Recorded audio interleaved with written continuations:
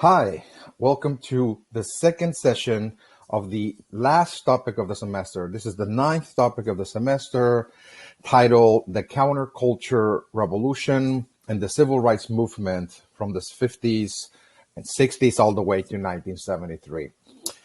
All right, so this is the second session, and we're going to move now forward discussing the counterculture revolution of the 1950s and 60s.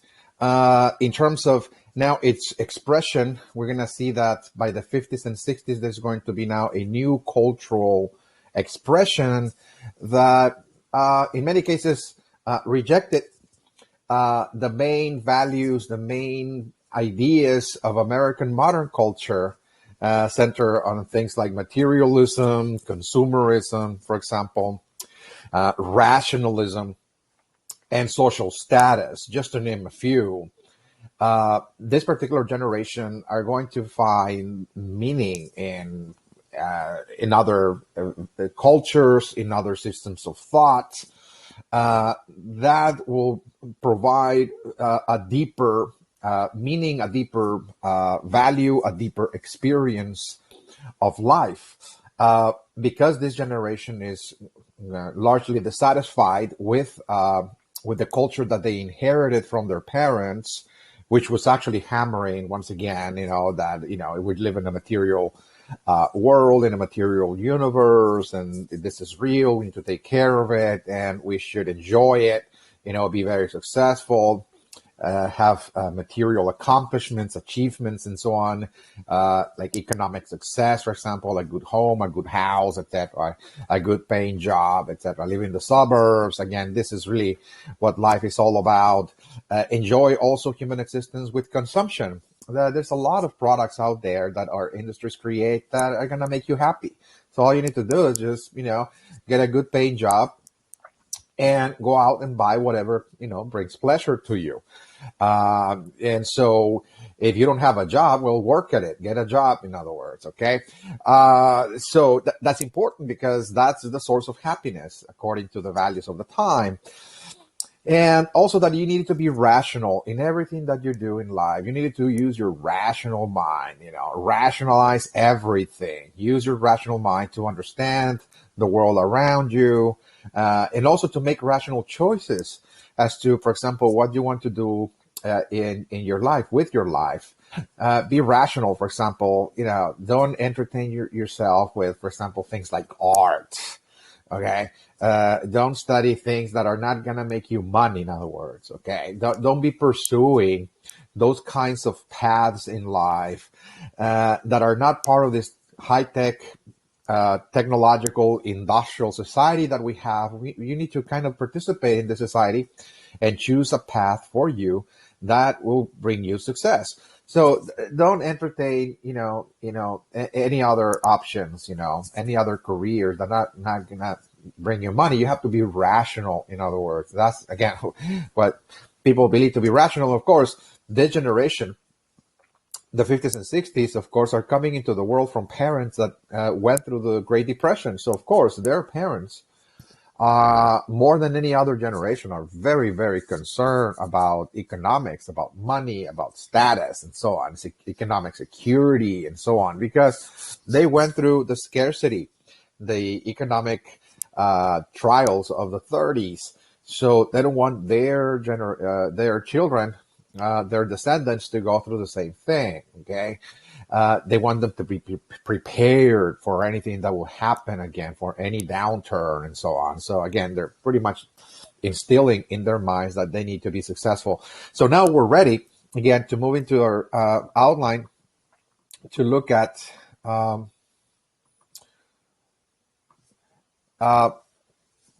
now this next section again of the counter culture revolution.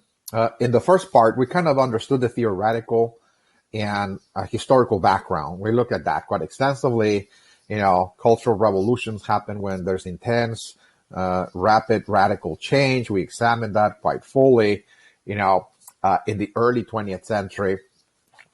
Materialism, consumerism, for example, and technological revolution, the mechanization of society, new technologies, the space age, and so on. We cover that.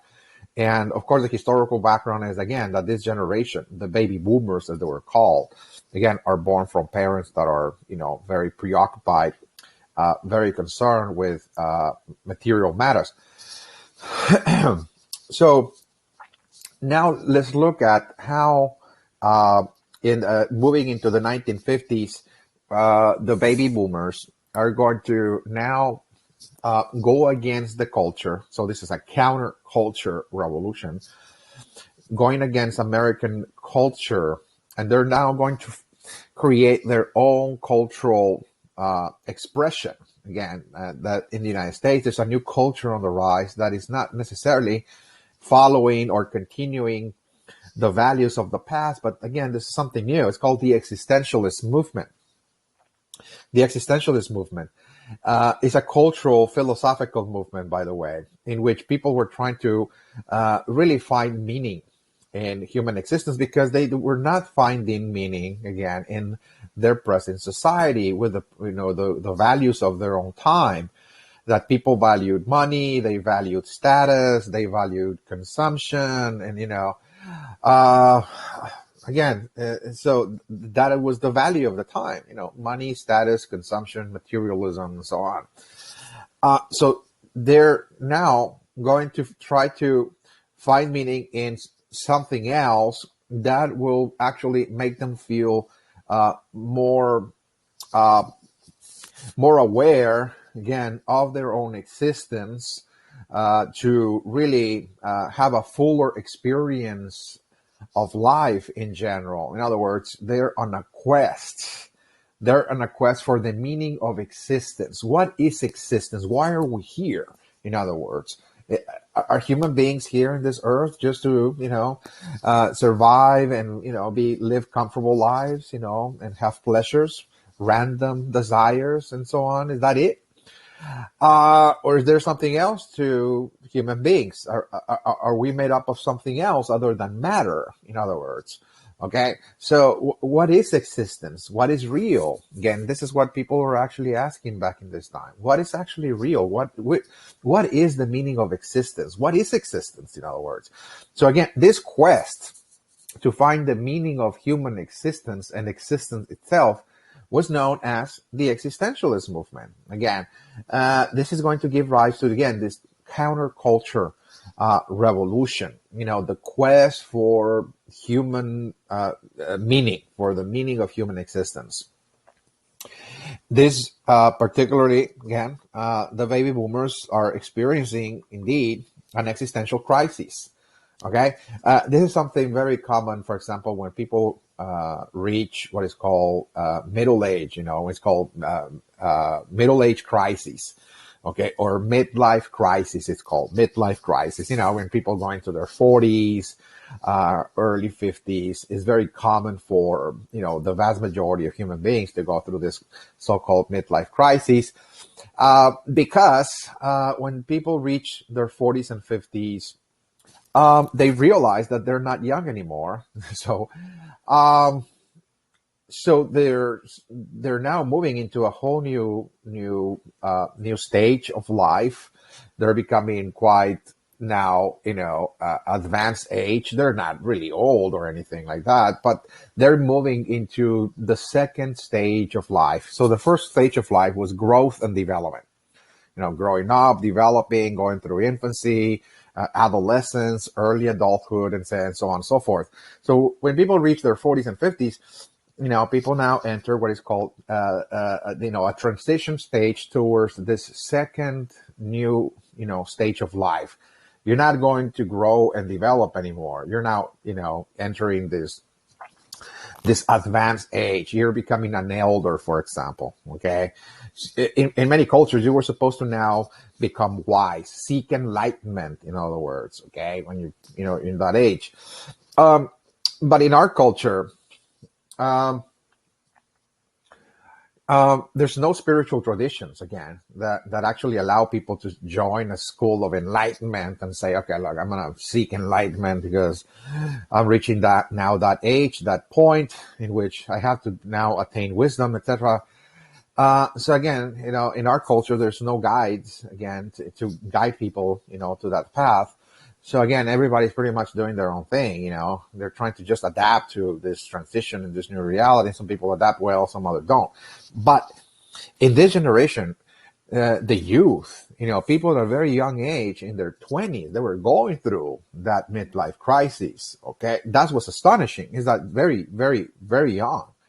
They were not in their 40s or 50s. They were very young. They were experiencing an existential crisis. In other words, people were not really, happy with their life. They were not fulfilled. They were not finding fulfillment, with their surroundings, with what were doing. And so therefore, they're now going to be on a quest as to, okay, so what can bring us fulfillment? We're searching for a higher meaning that can actually make us feel alive, that there's a higher purpose to being alive other than just surviving and having random desires and pleasures. So again, this is what this generation is going to be, again, looking for, a higher purpose, that there's probably something else that we're here for, that human beings are on earth for something else, that higher than just status, money, consumption, pleasure. Okay. And so one of the, ideas that really pushed the baby boomer generation into the into this existential movement was actually ideas that were coming out from science. Okay, believe it or not, but the ideas of science in the 20th century really helped kickstart the existentialist movement, because in the early 20th century, science underwent radical change, modern science, that is to say, with the ideas of Albert Einstein, for example. Albert Einstein pretty much turned modern science upside down altogether when he actually presented a new theory of science, a new theory of the universe that he called it the theory of relativity. The theory of relativity. So what is the theory of relativity that is going to be so important, so essential for the existentialist movement? Well, there's so many ways to actually understand it, okay? There's so many different perspectives, areas that we can actually talk about, but the one that had the most impact in the existentialist movement is that what Einstein was actually suggesting is that everything that we think we know, okay, when human beings say, I perceive the world to be this way, okay, and when you describe the world, that is only a point of view. It is only relative, in other words. What you're describing, what you're seeing in the world, how you describe it, how you think you know it, again, it's just a perspective. It's only what you're actually, the meaning that you're providing from your own point of view. But the universe, again, is really, again, infinite. Okay, so it cannot really be known by a single creature or a single individual. A single individual is simply a point of view of the universe, that is to say. So once again, this is very important. How you, for example, frame time and space. How you frame time and space. What is time and space, for example? So those concepts, when you say time and space, well, from the perspective of the universe, there's no time. There's only infinite time, okay? Because it's totally just, the universe is just one single field. In other words, it's just one universe. It's just one verse, in other words. And in that level, from the level of the universe, there's no time. And of course, there's no space. There's no edges, again, in space. And there's no beginning. There's no end. So everything that we frame in terms of time and space For example, when we say, there's a long time that happened, in the past, and, we think about history, or we try to measure, for example, the time frame between, that it takes from one object to reach another object in the galaxy, etc.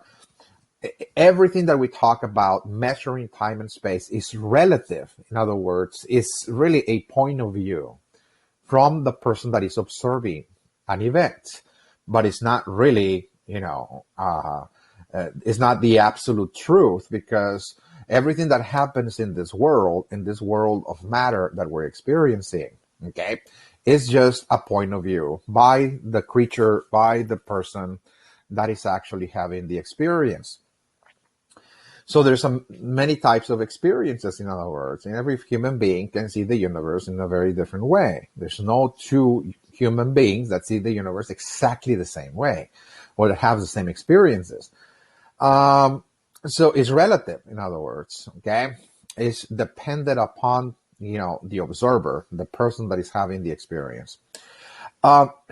So why this is important is because what the existentialists are going to say then is that, well, everything that we know, from our world, from our culture, that the material world is real, that we have to, pursue money and status, that this is just an illusion, in other words.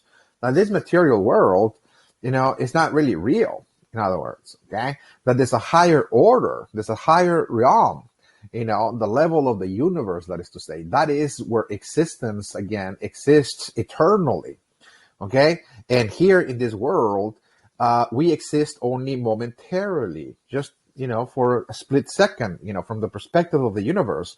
Every lifetime that we spend here is just a flickering of light, in other words, no matter how long we live, because time is not real, again. So even if you live 100 years, well, from the perspective of the universe, 100 years is nothing, in other words. So again, that there's a higher realm, there's a higher order of existence that is at the level of the universe. And this is exactly what we're supposed to do, that human beings are supposed to discover or uncover this higher realm. In other words, okay, that we're not going to search for answers in this material world. They're not nowhere to be found.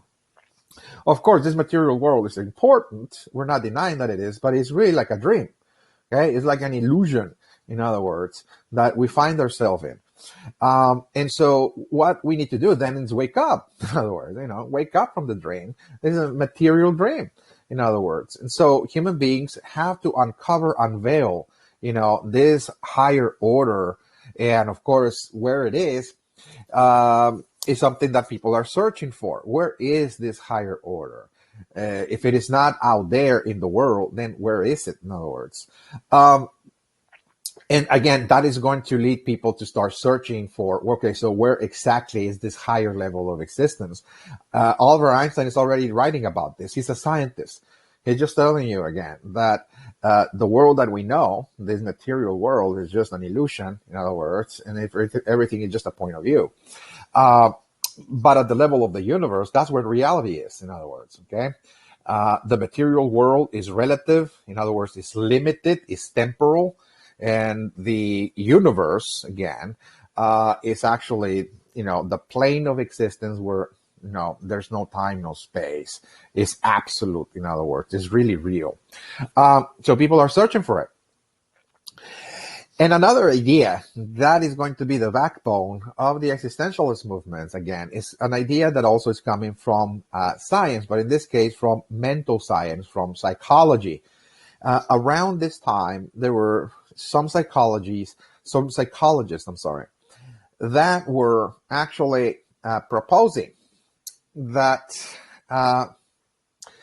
this level of existence that people are actually looking for, in other words, that there's a plane of existence that is higher, there's a higher plane, and so on, that is never changing, it never dies, it's never born, it's eternal. That what Carl Jung, the psychologist, actually was suggesting when he wrote a series of books. He's going to be really one of the pioneers of what today is called soul psychology. Okay, soul psychology. Because up to this point, modern psychology has only focused on the mind. In other words, understanding how the mind works, how the mind learns, how the mind develops, how the mind frames ideas, provides meaning, etc., stores memory, and the like. Very mind, based. But what Carl Jung was suggesting is that there's a part of us that really goes beyond the mind, and as a matter of fact, is actually aware of the mind. Okay, that the mind that's not us. In other words, that there's a part of us that is actually aware that we have a body, that we have a mind. And of course, it is that something that in religious terms people call the soul. In other words, it's not the mind, but this a presence, if you will. Okay, there's a presence inside of ourselves that is pretty much aware, a conscience, if you will, of what we're doing, what we're thinking, etc. Okay, he called it the unconscious. Okay, Carl Jung, wrote about what's called the unconscious, which is the soul, by the way. So why did he call it the unconscious? Well, one is because he didn't want to, use religious terms, okay, to describe something that he wanted to present as science.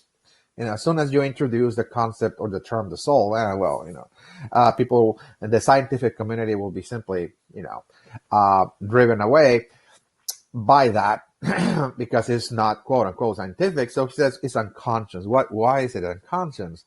Well, Carl Jung said it's unconscious because people are not conscious of it. In other words, people are not aware that they have, a soul. Okay, that they have a presence, they have some form of essence, if you will, that is conscious, that is beyond the mind, that is taking notice of everything that we do. Okay, so it's unconscious. Most human beings are not conscious of that, in other words. Okay, they're only operating at the physical level and mental level. Okay, they think they're physical bodies, and they have also ideas about the mind. They're very much identified with their thoughts, but people have not yet discovered that there's a part of us that goes beyond. Okay, there's a level of existence, in other words, within ourselves that goes beyond the body and the mind.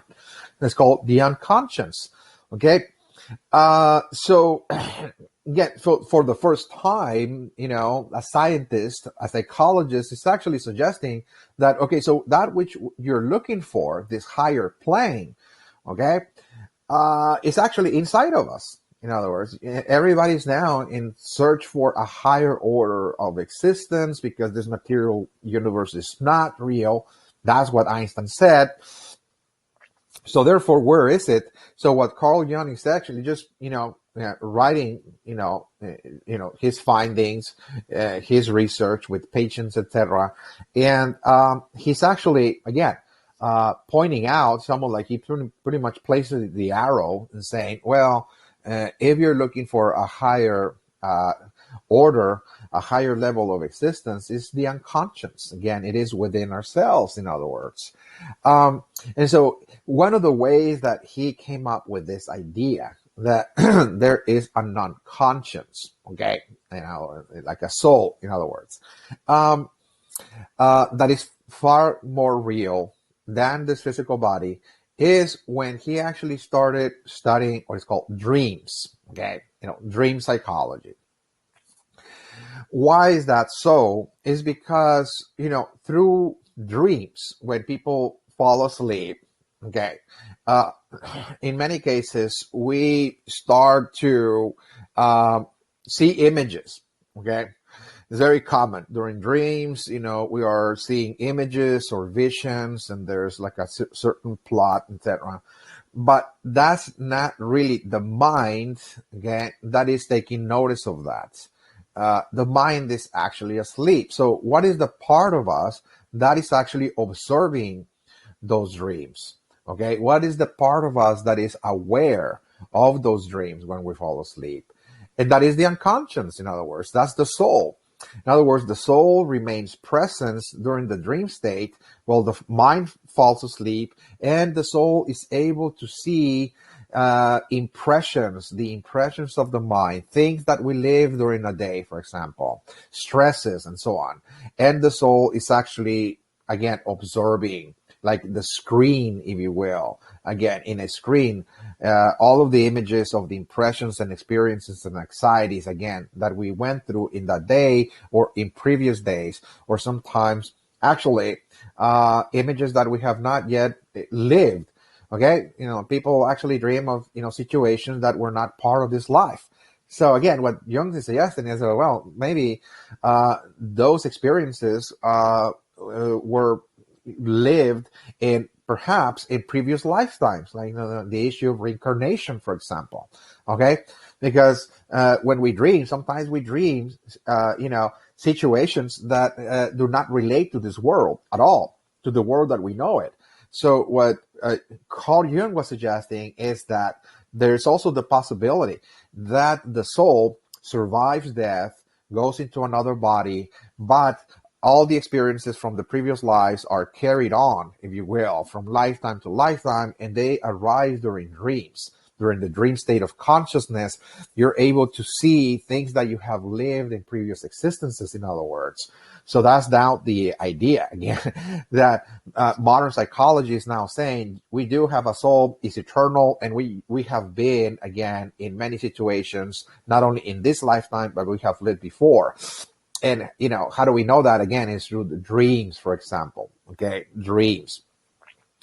So extremely important. Okay, extremely important how the ideas of science, whether it's from Albert Einstein or Carl Jung, the psychologist, how this is going to lead to a cultural revolution. Because what they're actually suggesting is that this material world is not truly real. That's what Einstein is saying, that there's a higher plane, a higher order at the level of the universe that is eternal. That is, again, where existence resides. And we're just experiencing little moments in this world. Okay, that from the perspective of the universe, it just, again, like dreams, if you will, that this just is really just like a dream.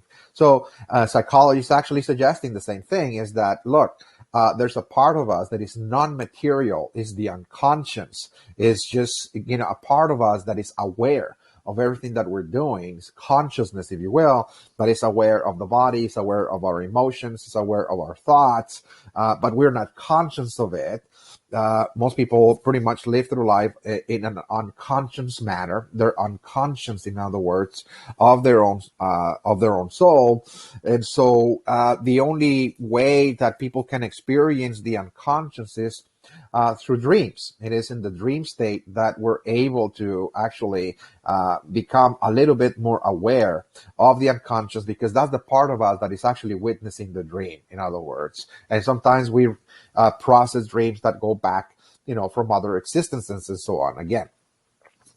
So that, of course, was very, very shattering for this generation, because more and more people believe that what those scientists were doing is that they were shattering the illusion of materialism, that our culture is not really material. Okay, so all of this idea about money and status and success is an illusion. In other words, it's almost like you're in a dream and you say that the purpose of the dream is to just enjoy it, not know anything else. Just identify with the dream and take it for reality. You mistake the dream for reality, and you think that all of the experiences of the dream are really real, and that's all you care for. Okay, without actually realizing in that dream that you are dreaming, in other words. And so maybe the experience, the greatest, the most ecstatic experience is to wake up in the dream and see everything as it is. It's just, again, a dream again, and pretty much, enjoy it. But now you're aware, that this is just, again, a dream, an illusion, in other words. Okay. In some traditions in the East, like the Buddhists and so on, they call that process enlightenment, in other words, enlightenment. Okay. So, there's another, of course, philosopher that is also going to come in and pretty much provide with his writings also the basis for the rise of this existentialist movement. Einstein was instrumental. Not that they were trying to do that, by the way. Einstein was just writing about, about science, of course, and Carl Jung was just writing about psychology. They were not really intending to create a cultural revolution. They were just writing, their own findings. But the unintended consequence is that those ideas are going to flourish into cultural expression, this cultural revolution, called the counterculture revolution. And of course, the ideas of Aldous Huxley. He was a philosopher, a mystic, who wrote a book called The Doors of Perception. This book was also very, very instrumental in providing the basis for the existentialist movement. Again, we got science, psychology, and now philosophy coming together to produce this phenomenon. And what Aldous Huxley was actually writing about in this book is that the way to wake up, in other words, that if people are actually now trying to find this higher plane of existence, which Carl Jung calls the unconscious, for example, or Einstein simply call it the universe, and so on. That the way to do that is to cleanse the doors of perception. Okay, so what are the doors of perception? The five senses. Okay, the five senses and the mind together are the doors of perception, because when we perceive the world, the material world, we perceive the world through our five senses. We have five senses. Okay, the sense of touch, smell, the sense of hearing, seeing, and smelling. Okay, the sort of five senses. So it is really when we come into contact with the material world, when we experience it through those five senses, is how we actually, know the world, this material world, which, by the way, is an illusion, by the way. And once we come into contact with the world through our five senses, our mind, again, process those sensations and provide some form of ideas and meanings about what we have perceived. We touch fire, for example. I burn myself. That's a sensation. It's a sensation of pain. And my mind is going to remember that. It's going to create a memory of that sensation. Okay. And it's going to store it in the mind, don't touch fire, it brings pain and so on. That the mind provides interpretation of that sensation. So everything that we experience, our minds process it and stores the data again. So those are the doors of perception.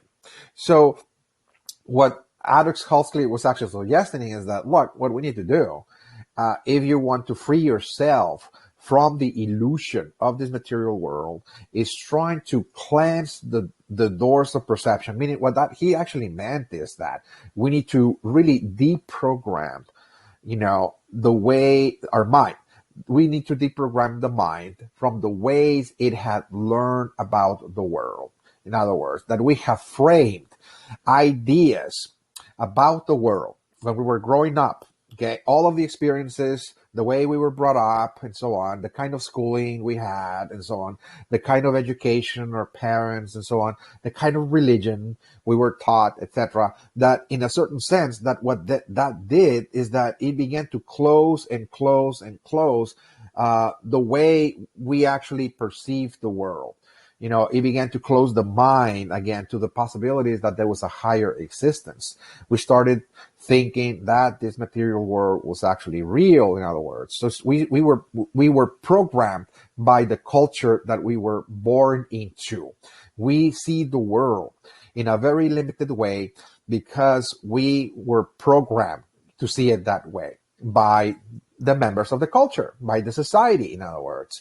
Okay, so it's very important to reopen those doors, to reopen the mind, to deprogram our limited ideas about who we are and about what the world is. In other words, that's what he said, is to open the doors and to cleanse the doors of perception, in other words, so you can perceive a more expanded reality. Okay, that is going to free your mind from all of the limited thoughts, all of the limited ideas and perceptions that you inherited, from your society and your upbringing. Okay, and that will take you to, again, a higher level of existence, in other words. Okay, but it's important that you do that. It's not just enough to understand it intellectually, but you have to engage in some form of discipline or practice, that will actually open up your mind. Okay. So again, this is now in the 1950s and the 60s going to lead to, again, the existentialist movement. People are now on a quest for a higher plane. They're on a quest for a higher meaning, for a higher order. And there's going to be, again, different ways that people are trying to actually open the doors of perception so they can actually unveil the unconscious, in other words. Okay, what they call the soul or the spirit or consciousness. Again, so many ways to actually frame it.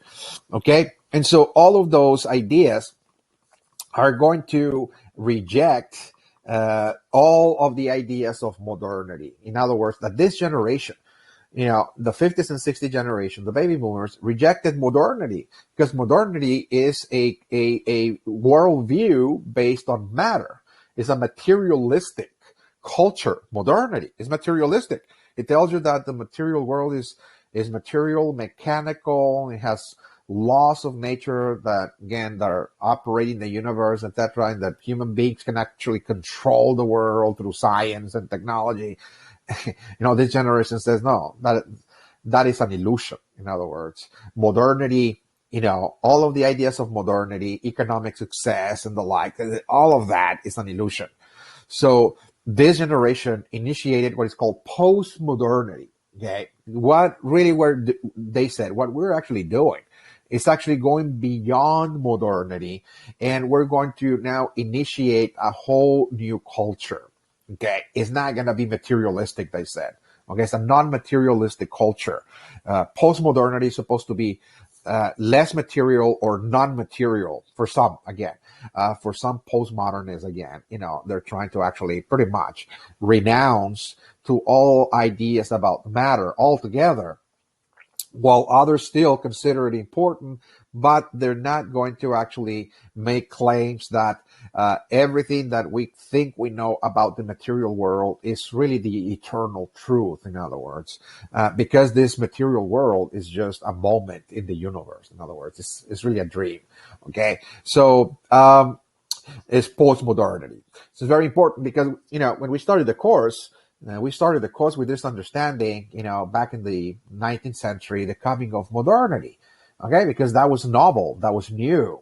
There were new ways of looking at the universe and the world. But now, by the mid-20th century, people are actually rejecting, again, modernity, okay? This generation is rejecting it, okay? In the existentialist movement, okay, and people are actually finding for the meaning of existence, trying to actually experience a higher level of existence, really was expressed in many areas of society, many areas of human activity.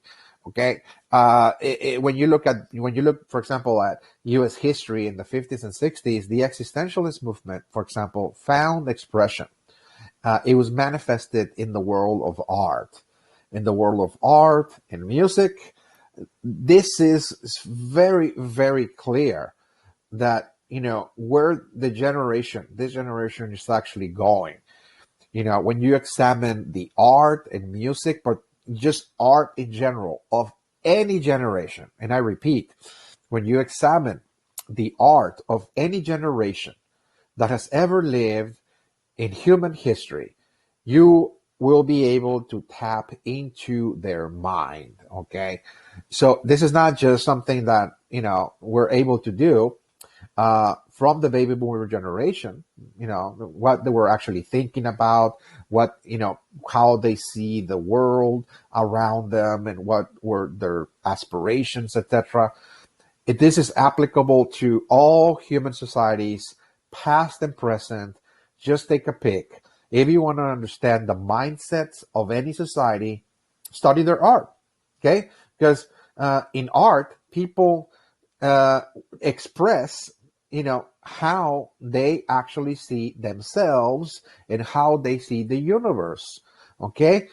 That's what art is. It's an expression of the soul, by the way, okay? If people have, for example, identifications with the physical body and they think they're really physical, organisms, physical entities, they're going to create art that reveals that. Look at the ancient Greeks, like Greek art, it's called humanism. Okay, they even believed that even the gods themselves were humans, in other words. Okay, that the humans were pretty much the center of the universe and so on. It's called humanism. And so there were sculptures, they created in which the most beautiful physical organism, was closest to the gods. And they really struggled, again, to achieve perfection, physical perfection through gymnastics and so on, all of that. If people believe that the gods are animals, okay, and they worship animals because they believe that the animals created the universe and so on, because they have a deep connection with the animal world, like the hunters and gatherers, they're going to create art that actually displays that, like in the caves of the Stone Age, people painting, of course, bulls or different kinds of animals, again, in which they worship them as gods, for example, okay? Animal worship, okay? So just study any society, any group, past and present, doesn't matter, and you'll be able to understand how people actually see themselves in the world through their art. Likewise, in the 1950s is the same process, the same principle. The baby boomer generation, of course, produced art that was called existentialist or existential art and music, okay, in which they were producing works of art that expressed their aspirations, for example, to tap into this higher plane, this higher order, okay? So, for example, okay, there was now a new genre, again, of music during this time. It's called rock, okay? Rock and roll rock, for example, okay? In the 1950s and 60s, this is where rock begins, by the way, okay? And there was many kinds of rock bands, okay? But in the 50s and 60s, one of the most popular expressions of rock music was called acid rock, okay? Because during this time, people were using psychedelics, again, in order to, what they said, really try to have a more expanded experience and widen or open the doors of perception, because they felt that their minds were very closed. They only perceived reality in a limited way, and they were trying to expand their perception through various means, and one of those were, of course, psychedelics. And so this is like psychedelic rock. It's called acid rock. Okay, for example, one of the first acid rock bands was Jimi Hendrix. He was actually an African-American guitarist, and he was a phenomenon, to say the least. There's no doubt about that. Even today, most rock bands and guitarists in today's world recognize that what Jimi Hendrix did had never been done ever, in the history of music. Okay. Now, of course, he's playing an electric guitar, and he's going to actually play in a way that it really broke all barriers. There were no structures, and he was just trying to produce psychedelic sounds that were expressions of the way he was feeling at the time. And of course, he was a heavy user of psychedelics and mind-altering substances, of course. And so he really wanted to communicate Okay, what he was actually experiencing, this altered state of consciousness through the music. So from the ordinary observer, it's almost like this music doesn't make sense. In other words, somebody might pass along and hear Jimi Hendrix and say, okay, so what is this? In other words, this is just, it's so strange. There's noises and sound that there seems to be no structure. But in reality, when you actually pay attention very closely, it's almost like he was in another planet. Okay, he was actually experiencing something that, from the ordinary a human being in this world, didn't really, connect, didn't make sense. And again, he will often, of course, produce a trance-like state among the audience by the way he played, and also by setting the guitar on fire as well. Okay, it was magical in many cases. The way he made people feel, again, when he was actually playing, it was almost like he was actually casting a spell, so to speak, again, on the people, because it was so capturing. Again, the way he was actually playing, the sounds, the emotion, and so on, it was just so out of the ordinary. Okay, so out of the ordinary that it was mesmerizing. Okay, mesmerizing. People were actually mesmerized. And at the end, he would just set the guitar on fire, as the final act and so on. It was, again, a kind of existential art, by the way. People are, breaking barriers, breaking boundaries. They're, for example, the existentialist says there's no structure. Everything that you think, about the world as to being so ordered and so structured is an illusion. Because when you have an experience, there's no structure about the experience. Okay. When you have an experience, for example, of compassion or love, I mean, can that be measured? Okay. Can your experience of love or compassion be weighted? Okay. Does it have a form? In other words, no, right? It's just an experience. So that's exactly what the existentialists were trying to do, is just capture the experience and transmit it as it comes. Okay. Don't think, don't rationalize, don't use your mind. Just try to let your soul, express itself, at the moment with your art. And people will feel you, in other words, okay? They will actually be able to feel you. And perhaps you'll be able to transmit that state that you are. You'll be able to transmit that through your art. You will be able to actually tap, into people's emotions so they can actually be elevated, if you will, to where you are. If you think you're elevated, in other words, okay, whatever you're feeling, okay, that's just a word, being elevated, for example, okay. So at any rate, another very important existential band, another acid rock band, was Jefferson Airplane.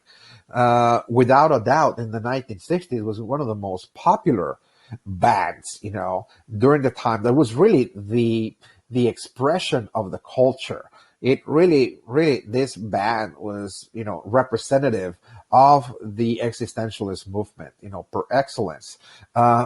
Likewise, producing sounds that were trans-inducing, in other words, in which, again, people were trying to step out of ordinary experience. This is what Americans, again, most Americans are actually, the youth, they're trying to achieve, is just trying to experience something higher. Okay, they're trying to find fulfillment in something else. So, for example, when they hear a rock band or they go to one of those concerts, people actually were transported into another place, into another plane. Again, this is exactly what, again, the people are actually searching for. Out of the ordinary, experiences. They don't really want to be totally, constricted by material experiences. They want to step out of that by any means. And of course, music is providing an outlet. Again, this is, psychedelic art used by Jefferson Airplane to, put those cover albums, again, in ways that really communicated to the masses that their art was not ordinary. In other words, that, this is the way we see the world. Okay. This is the way we experience music. This is the way we feel it. And that was, again, something that was very out of the ordinary. and very popular band, by the way. Okay.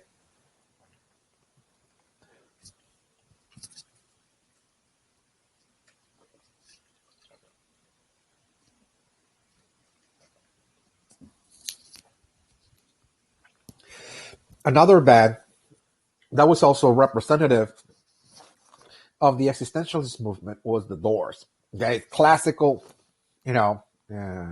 legendary, epic, okay, band of the 60s.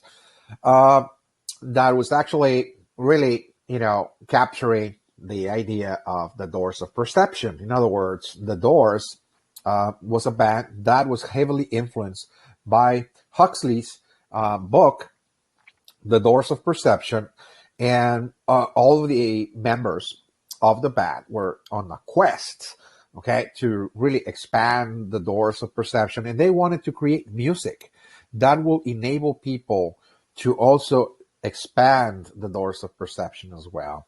Okay, the leader of the band, which was the singer Jim Morrison, was actually a poet. He was not actually a musician. He was actually a poet initially, an existentialist poet that really was writing poetry. He was having mystical experiences. He actually visited shamans, religious healers in the desert, again, in the United States, in the Southwest, and he was searching for a higher mystical experience, and he had certain initiations, again, spiritual, mystical initiations with Native American religious healers, and so on. And he wanted to actually write poetry, of those experiences, existentialist poetry. And he believed that one of the best ways for promoting his art, his poetry, was through music. So that's why he joined a band, and he will actually, again, now through music, now broadcasts, again, his existentialist messages, which really were, for the most part, not all of the lyrics, not all of the songs, we're talking about existential matters, but a great many were actually talking about existential matters again. And of course, he'll, sometimes even faint during performances and so on, because he was induced by, of course, psychedelics, and he also used alcohol, etc. Again, and he will actually dance in a way that he will get totally lost again in the experience. He will faint and so on. Again, this is what the youth was actually doing. It's not just the musicians, it's not just the artists, even the population again were so much entranced by this type of art. Okay, they were so much captured by this art. Now, the other band that is also considered to be a representative, a forerunner, actually, of the existentialist movement in the world of music was Pink Floyd.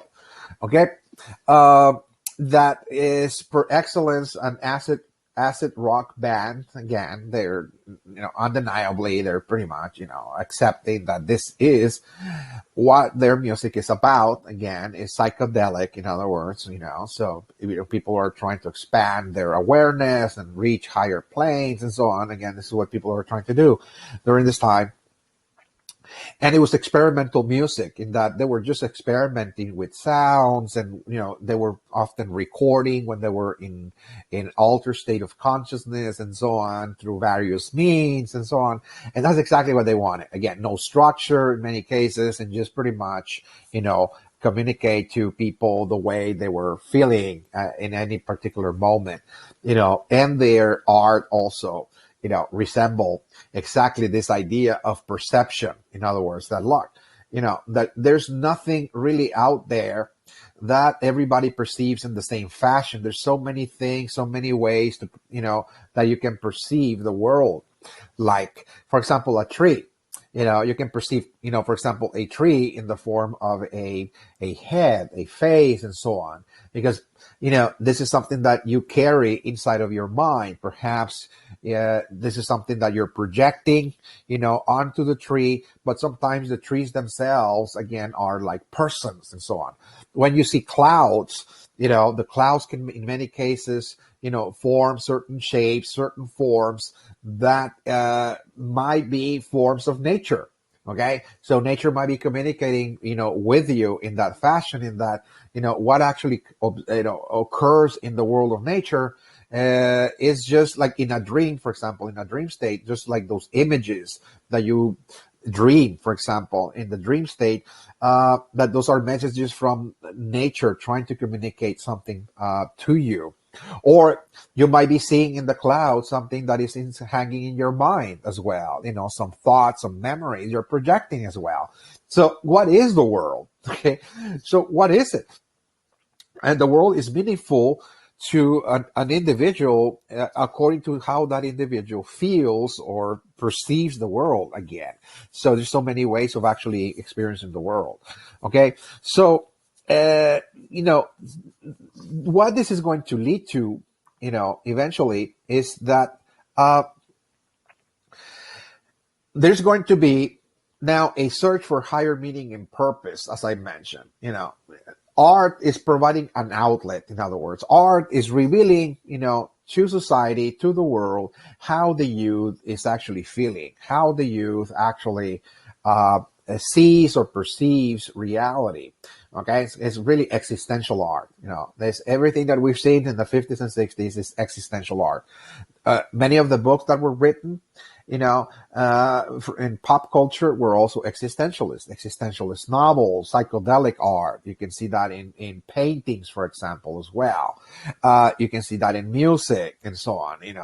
Philosophical, works were also very much influenced as well by the existentialist art. So what we see then is that it's a generation that is dissatisfied with modernity, okay, the ideas of materialism, etc., and now they're searching for higher meaning and purpose. There's clear signs of that, particularly when we see that people are beginning to step outside of the mainstream culture, mainstream religions, mainstream philosophies that were so unique, from the United States. And they're beginning to look into other cultures outside. In other words, people are beginning to now search for meaning in other cultures, reject their own culture and reject their own mainstream faiths, mainstream religions, and they're going to now search for meaning to other, in other cultures, in other religious paths, in other spiritual schools, from the outside. And in many cases, they're trying to find meaning in ancient cultures, in ancient civilizations. They're trying to really bring them back.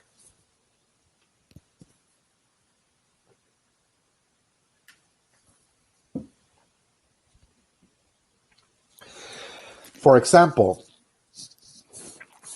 we're going to see that during this time, there's going to be the flourishing of ancestral religions in the United States. Okay, American culture was changing dramatically because Americans are actually seeking answers, seeking guidance, seeking counsel in ancient foreign religions, such as, for example, just a clear example is that in the United States, Americans were actually searching for meaning and answers in Native American traditions, Native American religious traditions.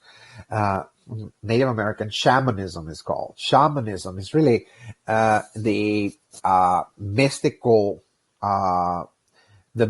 side of Native American religions. Okay, the shamans are the ones that are the healers.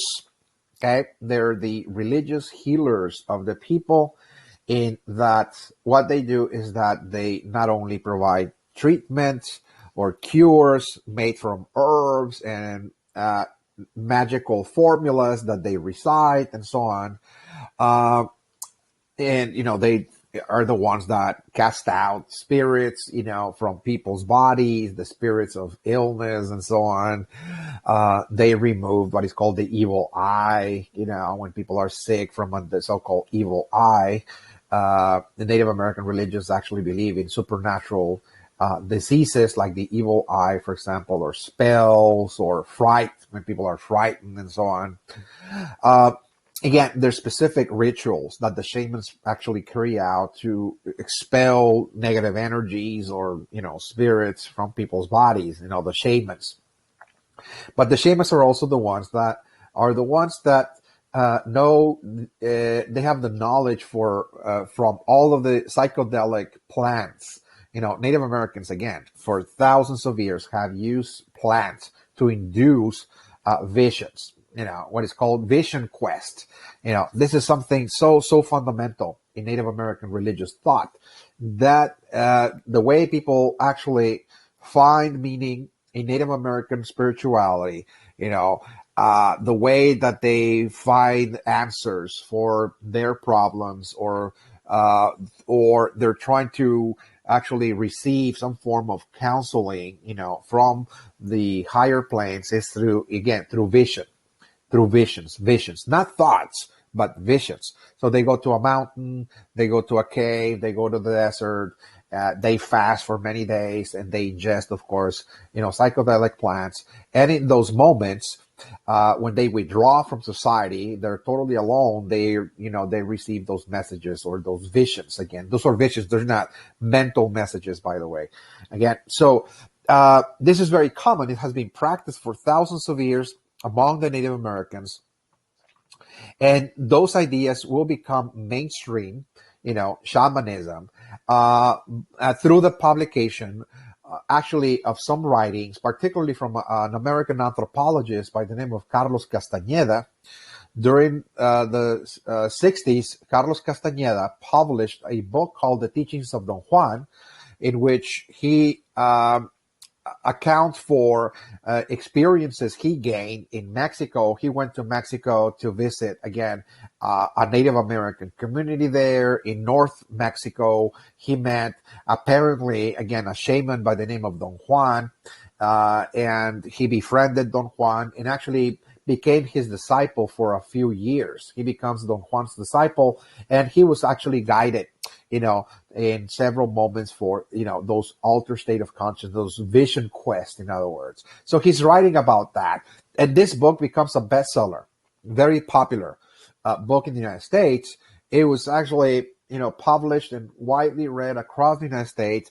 And this baby boomer generation was totally fascinated, by it, that a great many Americans actually left their families, they left their communities in search for a shaman.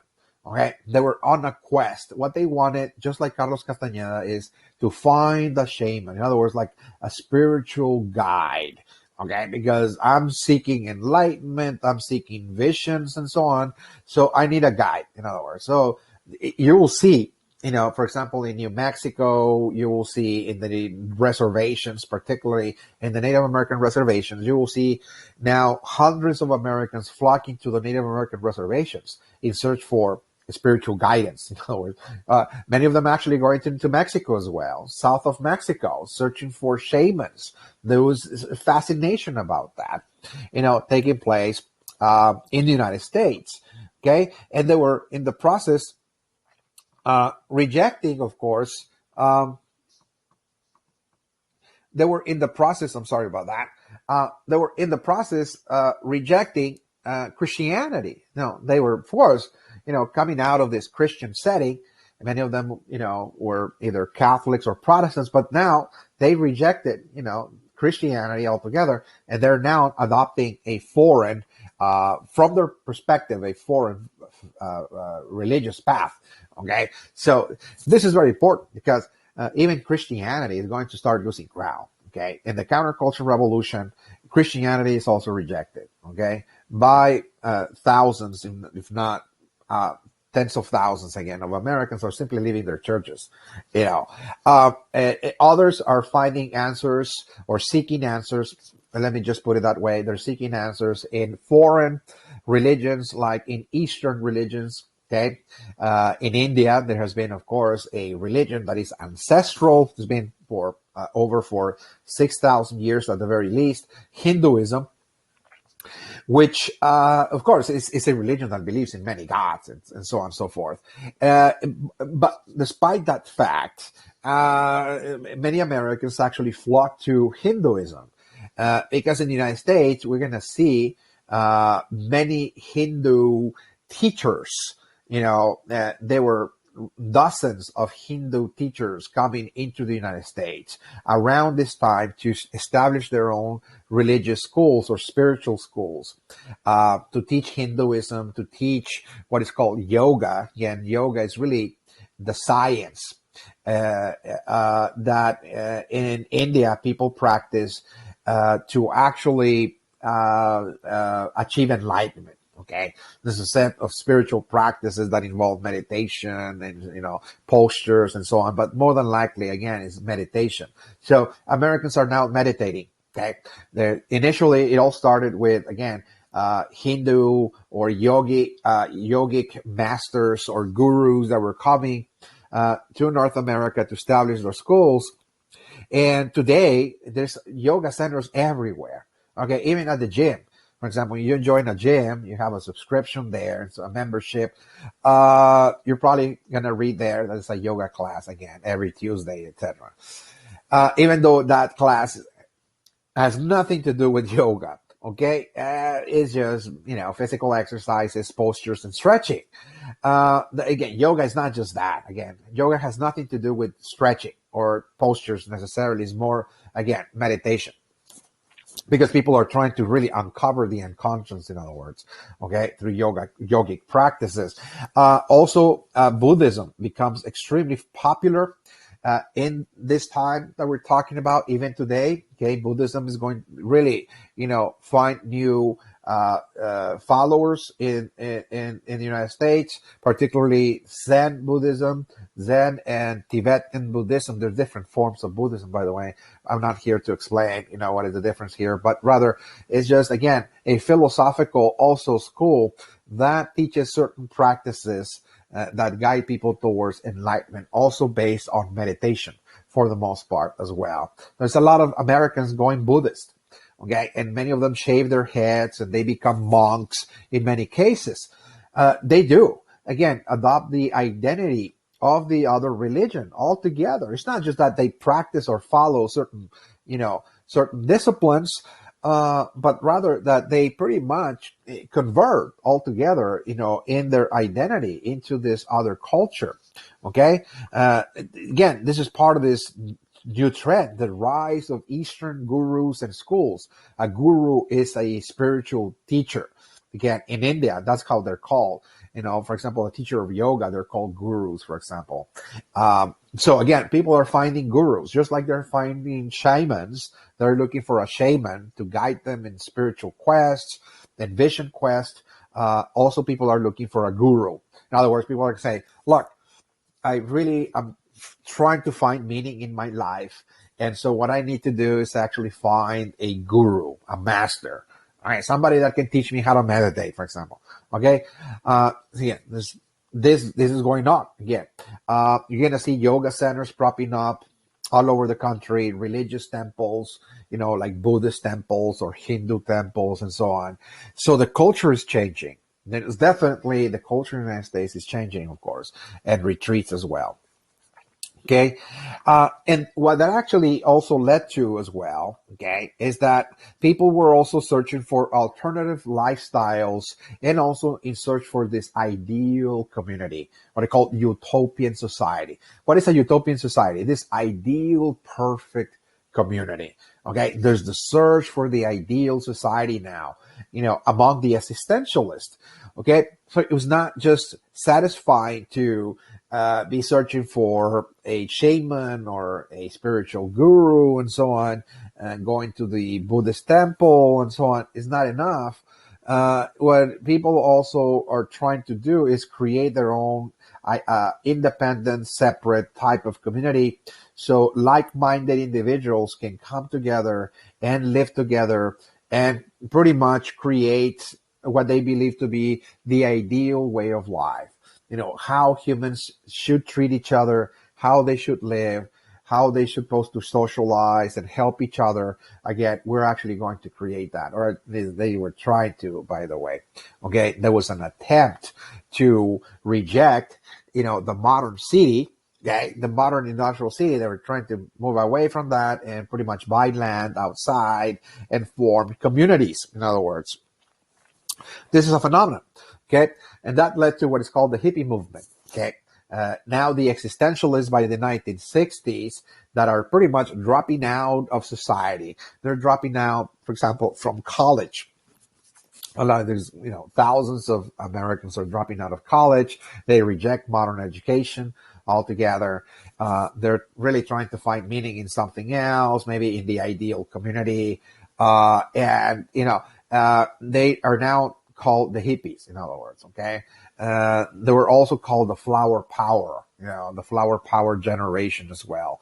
College dropouts in search for peace and love again. That this is what actually provides fulfillment, for them. Not status, not consumption, not money, but rather just peace and love. That's all humans needed to be happy. In other words, if you have peace and love, you're going to, reach, the apex again of human existence. This is, again, the highest level again of human existence, because you can have everything else, they said. Okay, you can have a lot of money, you can have status and wealth and everything else, but if you don't have inner peace and if you don't have any love, so what is your existence good for? Okay, so again, those are actually people that were actually rejecting even society, the way people lived in cities, this mechanized existence and so on. They were dropping out of that. Okay, and they were forming what's called communes, again, communities. The hippies were actually, moving outdoors, buying land, and so on, and creating their own, again, communes where they were, practicing what is called free love.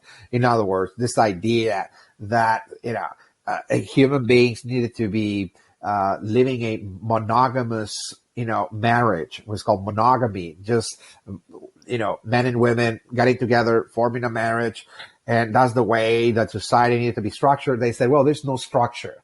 They're rejecting any rules, any norms, and they said, well, we're simply creatures that are totally free from all attachments, from all restrictions and jealousy and so on.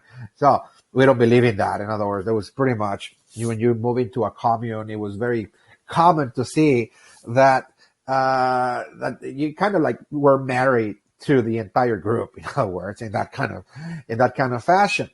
And again, this is not the first time, by the way, that some communities have existed in the United States in which they practice what is called free love.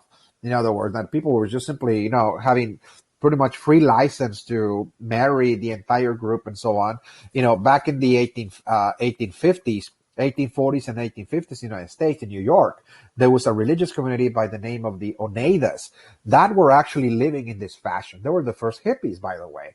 Okay, so if you just go back and study the Oneidas, in the United States in the mid-19th century, it's almost like the hippies lived back then, because we see those communities as well on the rise in the U.S. So this is not the first time, I'm saying again, that those communities have existed.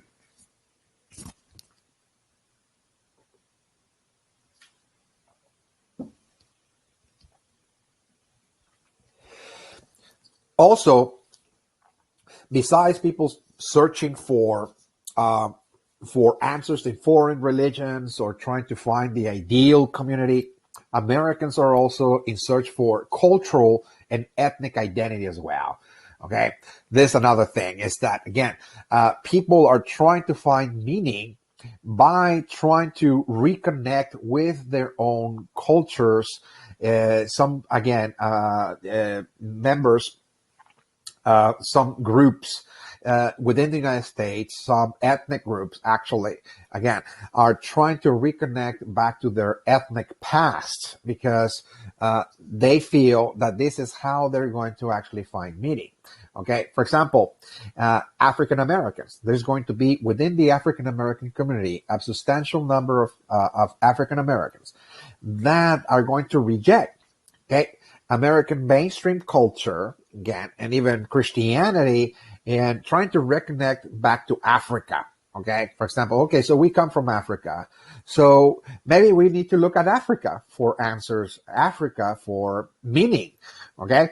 And as they were doing that, many of them are going to connect with the religion, actually, that have dominated Africa, particularly North Africa, for many, many centuries, which they believed have actually treated better, okay, the peoples of Africa than Christianity, in other words. This, of course, is Islam. So we're going to see a massive conversion of African Americans to Islam during this time, rejecting Christianity, trying to reconnect back to their African roots, and in the process, pretty much convert to Islam. In many cases, they did that in a way to just, go against the mainstream, go against the norm. They said, well, we live in a Christian society, and because of the, this past, they're experiencing the United States with this past and slavery. So they're going to simply reject, of course, Christianity, reject the mainstream culture, and instead just, favor, in this case, Islam. And one of those, the founders, again, of the nations of Islam was actually Elijah Muhammad, of course. He was actually one of the founders, the pioneers of this African-American movement, the Nation of Islam, as they call it, which, of course, are going to bring also very important leaders and personalities that will become also the spokesperson of this movement, Malcolm X and Muhammad Ali, that are going to actually, again, be very, very vocal in criticizing, mainstream culture. They're part of the counterculture revolution, but those individuals are trying to find identity and meaning in their own roots, in their own ethnic roots, going to Africa, pretty much promoting the idea that the peoples of Africa, were actually the most ancient. Okay, that is the idea. The most ancient, groups of humanity, and that, contrary to what prejudice, in the country had informed us that the peoples of Africa, for example, were inferior. That no, they were actually, reverting that and say, no, indeed, the peoples of Africa, of course, are very intelligent, and we, in our traditions back in Africa, we had knowledge that was far more advanced than the knowledge even of today. They call that Black Power, for example. Black Power. Just trying to boost their ethnic pride, in other words, to feel proud of being, a member of the African, group, because this is the oldest continent in existence. And again, very rich, again, in knowledge, in traditions, religious practices, and so on, that they were trying to now feel proud about. Okay. They rejected the segregated white society, of course, of the United States, which was actually, Christian. And this is one of the reasons why, they're actually turning now to Islam, by the way. It was just, again, a rejection of segregation in the United States. Okay. And they're going to uphold African culture and heritage as beautiful. In other words, they were, the concepts of beauty, they said, are very much biased, because everything that we consider beautiful is only those images or meanings that come from the dominant society. And because we have, of course, a segregated society, white dominant, then all of the concepts of beauty are based on this type of society. And so what they were actually saying is that no, that African culture, African societies, African peoples are actually beautiful. And they went to the extreme, of course, to be talking about superior as well. Okay, superior. So in a certain sense, it's almost like they're pretty much swinging the pendulum to the other end. It was not necessarily something that was trying to gain a certain balance, but rather just kind of swinging the pendulum to the other direction. and part of what they were saying, again, to kind of support their claims that African culture and heritage was beautiful and superior, is by using scientific, findings, in which now the new science, of archaeology, the archaeologists that dig into fossils and remains of the past, now indicate by this time, by the 1850s and 60s, that the oldest humans, again, in the planet came from Africa. And as a matter of fact, that all human beings come from Africa, that no matter who you are, that all of the peoples, all of the ethnicities, again, of the world actually come from Africa. This is where the cradle of humanity, this is where the first humans, again, appear in the face of the earth, the original human being, in other words. So, the African American community, again, in the United States was taking a lot of pride that, again, this is the most ancient, the ancestral homeland, again, of humanity. So, of course, because peoples of Africa have been around the most compared to all of the other groups, again, so they took a lot of pride about that, again, there's a rich history there with a continent full of history, traditions, science and so on, that we need to uncover. We need to bring it back, in other words. Okay. There's another group, the Mexican Americans, who also look for meaning in their own ancestral culture. The Mexican Americans are looking to the Aztecs in this case, looking at Aztec heritage. Well, we do come from the Aztecs, they said, right? Yeah. So, the Mexican nation actually, is a mix of Spaniards and the Aztecs. This is the empire that once upon a time ruled central Mexico. By the time when the Spaniards arrived, again, in the late 1400s, early 1500s, to Mexico. And so one of the new discoveries, again, also of academia, the scholars, again, that study the history of the Aztecs, is that the Aztecs actually came from a place that is called Aztlan. So where is Aztlan? Well, what scholars are saying is that Aztlan is actually in present-day United States, that the Aztecs originated from a region that today is the state of Colorado, okay? Colorado, New Mexico, around that area. The Aztecs, that was the homeland of the Aztecs, and they migrated to central Mexico, and they built an empire in central Mexico. But those are actually peoples that came from what is called today the American Southwest. So the Mexican Americans said, well, if the Aztecs came from here, from the Southwest, from Colorado, New Mexico, etc., therefore, we're still living in Aztlan, they said.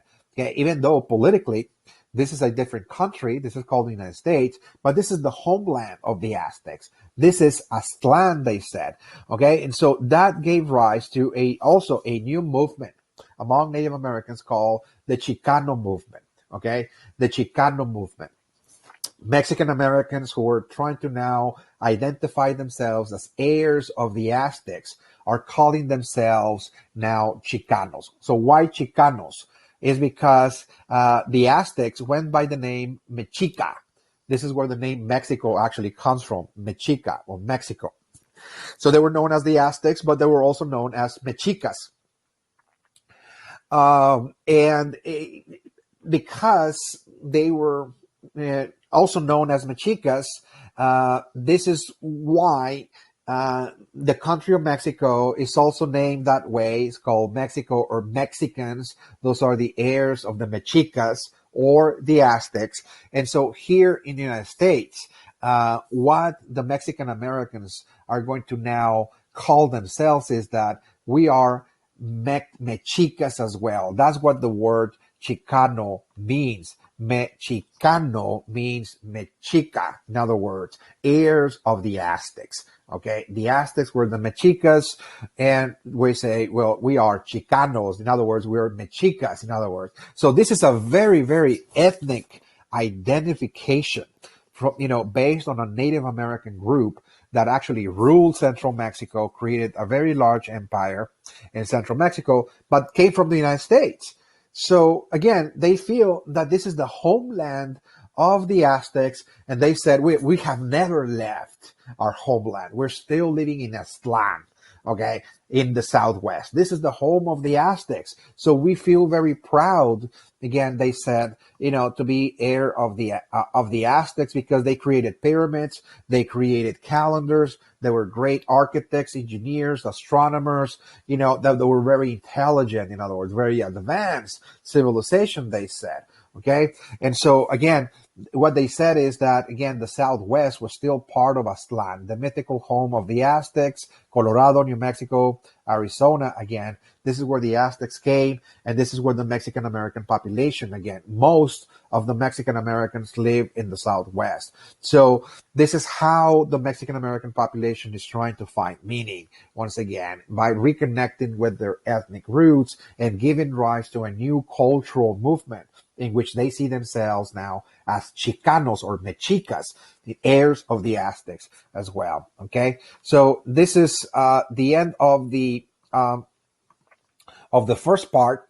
Again, the first part of this topic dealt with the counterculture revolution. We're actually going to make a stop here because when we come back, for session 3, we're now going to be moving into the civil rights movement. And here we're now going to see in part 3 something that coincided with the counterculture revolution, is intertwined with it, but this is a more political movement. The civil rights movement was not necessarily cultural, even though the cultural revolution that we just discussed, people looking for meaning, for example, the African Americans trying to reconnect with their ethnic roots, Mexican Americans trying to reconnect with their ethnic roots, the Aztecs and so on, creating this Chicano movement as well. And of course, people, the existentialists trying to search for meaning in foreign religions and so on, trying to search for answers in shamanism or Eastern mysticism like yoga and Buddhism and so on, or trying to create the ideal community again. It was a cultural revolution that was going on. That cultural revolution is going to inspire and inform this generation again, the baby boomers, to pursue also change and reform in the economic and political system of the United States. Reform the American economy and reform, most specifically, the American political system, more particularly, in order to actually grant equal representation to all people, regardless of race, color, gender, nationality, so we can live in an interracial, interethnic, multicultural society in which all the peoples, again, of the United States will be treated equally before the law. But as to say, equal access to the political system, to voting, equal access to resources, like, for example, education, to have an equal pay at the workplace between men and women and so on. So they really wanted, in other words, minorities to be incorporated into the political and economic life of the country. And this is going to be the last reform movement, again, in the United States that we're going to see in session 3. It's called the Civil Rights Movement. That will be assess very thoroughly the historical roots, the development of the civil rights movement again. And we're going to look at the background, in other words, of all the minorities, which minorities we're talking about, their experiences in the United States, and also looking at civil rights legislation as well. What kind of legislation came about, that granted more and more equal rights to those minorities. Everything will now be discussed very fully when we come back to look at now the civil rights movement in session 3. That is all I have for you, and I'll see you then in the next session when we come back. Thank you.